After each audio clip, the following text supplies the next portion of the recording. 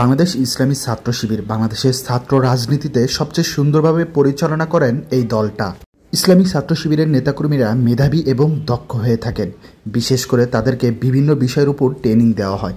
বাংলাদেশ ইসলামী ছাত্র শিবির দেশের যুবকদের নিয়ে কাজ করে থাকেন, শিক্ষার্থীদের নিয়ে কাজ করে থাকেন এই দলটা দীর্ঘদিন ধরেই গোপনে থাকলেও তারা প্রকাশ্যে কার্যক্রম চালিয়ে যান।